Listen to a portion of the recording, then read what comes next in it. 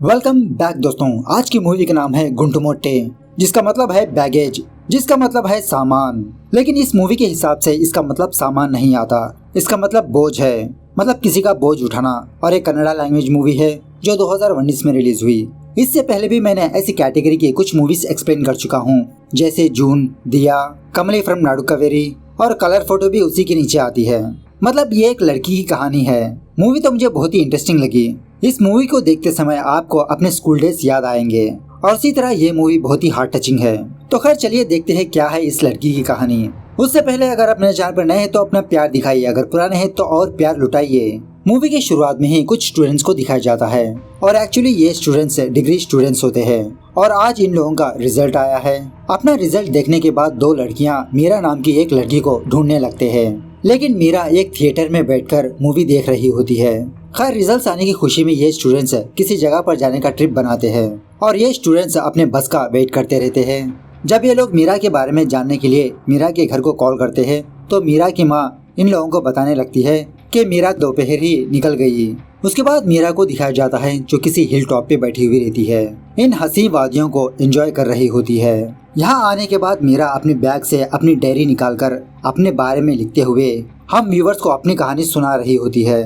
मीरा को मूवीज देखना बहुत ही पसंद होता है। मीरा फिल्मों को अपना एक दोस्त मानती है, अपना एक साथी मानती है, उसी तरह अपना एक गुरु मानती है, क्योंकि मीरा मूवी से ही काफी सारी चीजें सीखी होती है। जब मीरा 9 साल की बच्ची थी तब इनकी फैमिली किसी विलेज में अपनी जिंदगी गुजार रही थी और उस वक्त इनके स्कूल को समर हॉलिडेज आ चुके थे। इसके काफी सारे दोस्त दूसरे गांव चले गए समर हॉलिडेज बिताने के लिए। अब मीरा के माँ बाप जॉब होल्डर्स होते हैं, जिसकी वजह से मीरा के माँ बाप मीरा को उतना टाइम नहीं दे पाते और उसी वक्त मीरा अकेले थिएटर जाती है मूवी देखने के लिए। जब मीरा मूवी देख रही होती है तो एक बंदा इसके बगल में आके बैठता है और धीरे धीरे वो बंदा मीरा को सेक्सुअली अब्यूज करने लगता है, जिसकी वजह से मीरा उस थिएटर से बाहर आती है और वो घर वापस जाने का सोच लेती है। लेकिन ऑफ कोर्स मीरा को मूवी से बहुत प्यार होता है।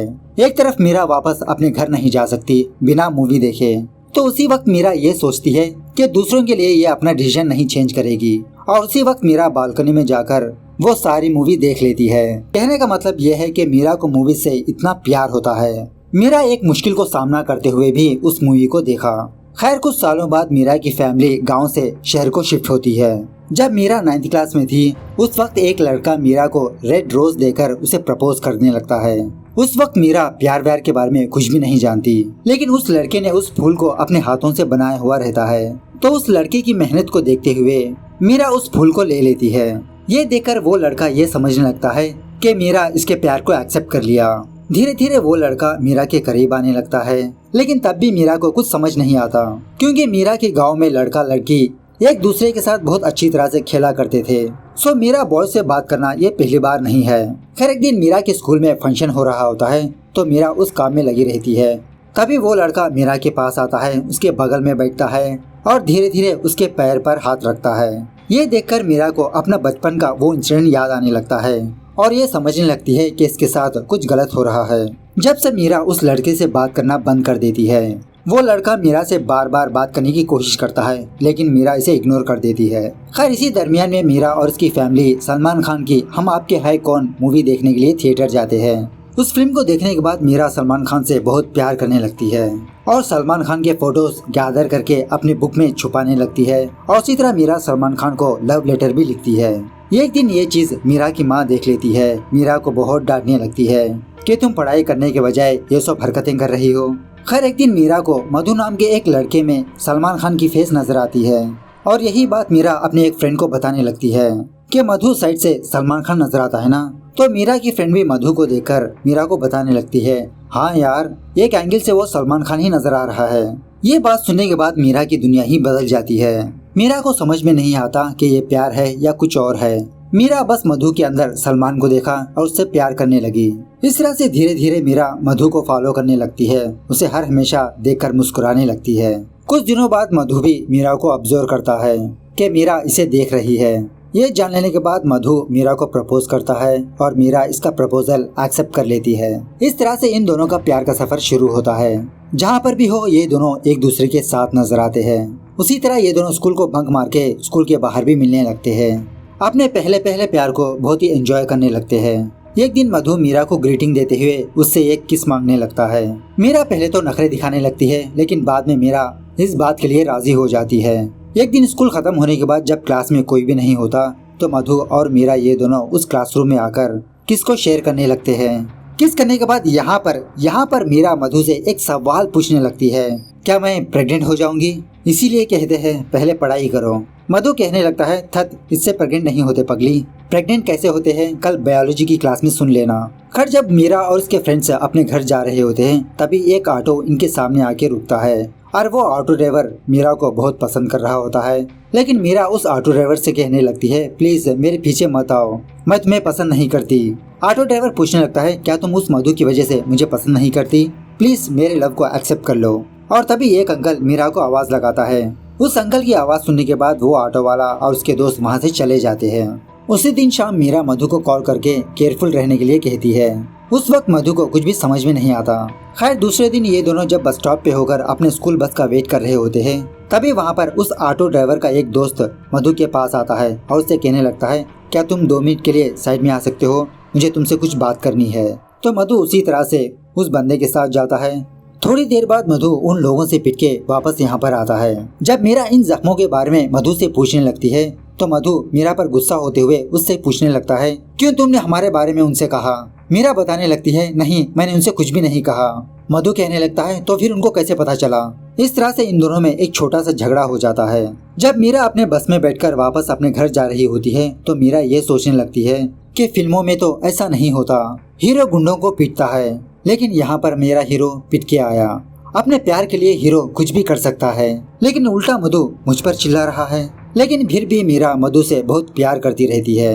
खैर दूसरे दिन जब मीरा स्कूल आती है तो मधु मीरा को एक छोटा सा गिफ्ट देता है। ये देखकर मीरा के चेहरे पर एक स्माइल आती है और इन दोनों का झगड़ा भी खत्म हो जाता है। खैर एक दिन मीरा मधु और कुछ दोस्त DDLJ मूवी देखने के लिए थिएटर जाते हैं, वो भी स्कूल बंक करके। और मूवी के दरमियान ये दोनों भीड़ से एक किस को शेयर करने लगते हैं। दूसरे दिन मधु के फ्रेंड्स मधु को ये कहकर चिढ़ाने लगते हैं कि तुम्हारे लिप्स पर क्या हुआ। और तभी वहाँ से मीरा गुजर रही होती है और इन लोगों की बातें मीरा सुन लेती है। मधु मीरा को रोकने पर मीरा मधु पर गुस्सा होने लगती है। कल की बात तुमने अपने फ्रेंड्स को क्यों बताई? मधु कहने लगता है, अरे मैंने नहीं कहा, वो तो प्रज्वल ने ऐसा कहा। लेकिन इस चीज से मीरा बहुत डिसअपॉइंट हो जाती है। मतलब वो बात इन दोनों की दरमियान में होनी चाहिए, लेकिन मधु अपने फ्रेंड से शेयर किया। और बाद में मीरा को ये बात पता चलती है कि मीरा और मधु की बात सारी क्लास को पता चल चुकी है। और जिस बंदे ने मीरा को फूल दिया था वो लड़का मीरा को हर हमेशा डगार कहकर चिढ़ाने लगता है। मीरा जहाँ पर भी हो, क्लासरूम में हो, बस स्टैंड पे हो, लंच खाती हो, हर वक्त मीरा को यही कहकर बुलाते रहता है। और ये बात मधु सुनकर भी चुप हो जाता है। दूसरे दिन मीरा को ये बात पता चलती है कि उस लड़के ने बॉयज बाथरूम में भी यही वर्ड लिखा होता है मीरा के बारे में। मीरा मधु से पूछने लगती है, क्या तुम कुछ भी नहीं कर सकते? मधु बताने लगता है, क्या करूँ मैं? तुम क्या हो तुम खुद जानती हो, दूसरों को प्रूव करने की कोई जरूरत नहीं है। ऐसा कहकर मधु वहाँ से चला जाता है। एक्चुअल से मीरा मधु से ये एक्सपेक्ट कर रही होती है कि जिस तरह से फिल्मों में हीरो अपने हीरोइन को प्रोटेक्ट करता है उस तरह से मधु भी मीरा की प्रोटेक्ट करे, मधु भी मीरा के लिए फाइट करे। लेकिन मधु मीरा की इंसल्ट देखकर भी चुप रहता है। मीरा सोचने लगती है जो कुछ भी करना होगा इसे ही करना होगा। खैर दूसरे दिन मीरा के स्कूल में इंग्लिश डिबेट का कंपटीशन चलने लगता है और उस कंपटीशन में मीरा भी पार्टिसिपेट होती है। और जब मीरा अपना स्पीच देने के लिए स्टेज पर जा रही होती है तो उस वक्त भी मीरा हारने के लिए वो लड़का मीरा को डगार कहकर बुलाते रहता है। लेकिन मीरा उस लड़के की बातों पर ध्यान ना देते हुए स्टेज पर जाती है और बिना नर्वस हुए अपना स्पीच देती है। स्पीच देने के बाद जब मीरा मधु के पास आती है तो यहाँ पर मीरा को ये बात पता चलती है कि मधु ने उस लड़के से एक बेट लगाया था। मतलब अगर मीरा इस कंपटीशन में पार्टिसिपेट होके ये जीत जाए तो वो लड़का दोबारा मीरा को परेशान नहीं करेगा। तो उसी तरह से मीरा इस कंपटीशन को जीत जाती है और मुस्कुराते हुए स्टेज पर जाती है। मीरा की स्माइल देखकर वो लड़का शर्मिंदा हो जाता है और उसके बाद वो लड़का मीरा को बिल्कुल भी तंग नहीं करता। खैर एक दिन एक टीचर मीरा और मधु को अपने पास बुलाता है और इन दोनों को इनके बोर्ड एग्जाम्स के बारे में याद दिलाता है कि 2 महीनों बाद इनके एग्जाम शुरू होने वाले हैं। तुम दोनों की जोड़ी बहुत अच्छी है, पहले तुम लोग अपने एग्जाम्स पर फोकस करो। जब तुम लोग अच्छी सी जॉब हासिल करके अपने पैरों पर खड़े होंगे तब जी भर के प्यार कर लेना। मधु कहने लगता है आप फिक्र मत कीजिए सर, हम इजी से पास हो जाएंगे। लेकिन फिर भी वो टीचर इन दोनों को सीरियसली प्रिपेयर होने के लिए कहता है। खैर इस टीचर की बातें मीरा के दिल में बस जाती है और जब एग्जाम्स के प्रिपरेशन हॉलिडेज होते हैं मीरा अपना सारा ध्यान पढ़ाई पे लगाती है। बीच बीच में मीरा और मधु ये दोनों मुलाकात करते रहते हैं, लेकिन उस वक्त भी मीरा का ध्यान पढ़ाई पर ही रहता है। लेकिन मधु पढ़ाई करने के बजाय अपना टाइम वेस्ट करते हुए रोमांस करते हुए बिताने लगता है। खैर देखते ही देखते इन लोगों के एग्जाम्स स्टार्ट हो जाते हैं। जब सारे एग्जाम्स खत्म हो जाते हैं तो मधु मीरा से कहने लगता है कि यह हॉलिडेज में अपने अंकल के घर जा रहा है, वहाँ पर अपने अंकल के साथ कुछ काम वाम करने के लिए। मीरा कहने लगती है 2 महीनों तक मैं तुम्हारे बगैर कैसे रहूंगी। मधु कहने लगता है तुम फिक्र मत करो, मैं हर रोज तुमको कॉल करता रहूंगा। खैर जैसे जैसे दिन बीतते जाते हैं मधु की साइड से एक भी कॉल मीरा को नहीं आता। मीरा की लाइफ बिना मधु के गुजर रही होती है और मीरा हर रोज हर वक्त मधु को मिस करती रहती है, उसके फोन का इंतजार करती रहती है। 2 महीनों बाद इनके रिजल्ट्स आते हैं। मीरा 85% से पास होती है, लेकिन मधु फेल हो चुका होता है। जब मीरा मधु के पास आती है तो मधु मीरा को सॉरी कहते हुए उससे कहने लगता है सॉरी मीरा, मैं तुमको कॉल नहीं कर पाया, उस गांव में फोन लाइंस की कुछ प्रॉब्लम थी। तो इसी बातों ही बातों में मीरा मधु के अंदर वो उदासी को देखती है कि मधु फेल हो चुका है। तो मीरा मधु का दुख समझते हुए उसे दिलासा दिलाने लगती है, उसे सपोर्ट देने लगती है। मीरा कहने लगती है सप्लीमेंट्री है ना, तुम उसमें पास हो जाओ। खैर उसके बाद मीरा कॉलेज में ज्वाइन होती है और वहाँ पर भी मीरा मधु को बहुत मिस कर रही होती है। दूसरी तरफ मधु सप्लीमेंट्री एग्जाम्स का वेट करते रहता है। मधु मीरा से पूछने लगता है क्या सच में मैं इतना डफर हूँ जो मैं एग्जाम्स में फेल हो गया, और वैसे भी तुम मेरे साथ ही थी ना, कैसे तुम टॉपर हो गई। मीरा मधु से कहने लगती है मैं तुम्हारे मार्क्स को देखकर तुमसे प्यार नहीं करती, और मधु को और सपोर्ट देने लगती है। और उसी तरह मीरा मधु को अकेला ना छोड़ते हुए उससे मिलते हुए उसे मोटिवेट करती रहती है। लेकिन मधु सप्लीमेंट्री एग्जाम्स में भी फेल हो जाता है। ये खबर सुनने के बाद मधु बहुत दुखी होने लगता है। एक तरफ मधु मीरा के साथ नहीं है, मीरा के साथ पढ़ाई नहीं कर रहा है, ये मीरा के इक्वल नहीं है, वो दुख इसे खाए जा रहा होता है। और दूसरी तरफ इसके घर वालों का दुख, कैसे ये बात वो अपने घर वालों को बताएगा कि ये फिर से एग्जाम्स में फेल हो चुका है। इस तरह से बेचारा मधु बहुत रोने लगता है। लेकिन मीरा मधु के दुख को समझते हुए उसके आंसू कंट्रोल करने की कोशिश करती है।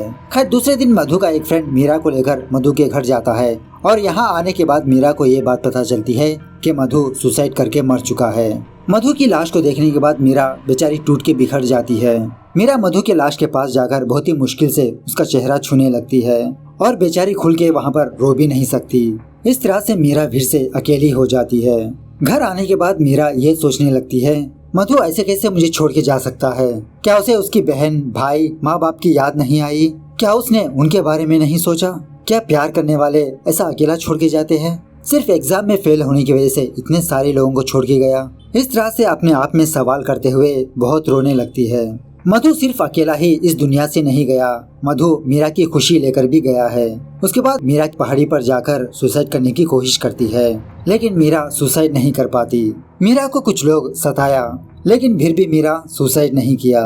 मीरा को कुछ लोग प्रोस्टिट्यूट कहकर भी बुलाया था, लेकिन मीरा ने सुसाइड नहीं किया। मीरा की जिंदगी मधु वो भी इस दुनिया से चला गया, लेकिन मीरा सुसाइड नहीं किया। मधु की यादें मीरा के मन में भर चुकी है, जिसकी वजह से वो कंप्लीट भी है, और इसी तरह मधु इसके साथ ना होने की वजह से ये खाली भी है। तो मीरा मधु की यादों को एक बोझ बनाकर उस बोझ को उठाते हुए अपने आगे की जिंदगी जीने लगती है। मीरा की जिंदगी में अब बस मीरा और मधु की यादें हैं। पता नहीं मीरा आगे की जिंदगी कैसे जिएगी, लेकिन इसे जीना होगा, ये बोझ उठाना होगा। इस तरह से ये मूवी यहाँ पर द एंड होती है। तो दोस्तों मूवी कैसे लगी कमेंट करके बताना जरूर। मिलते हैं अगली वीडियो में, तब तक take care, bye bye, see you soon.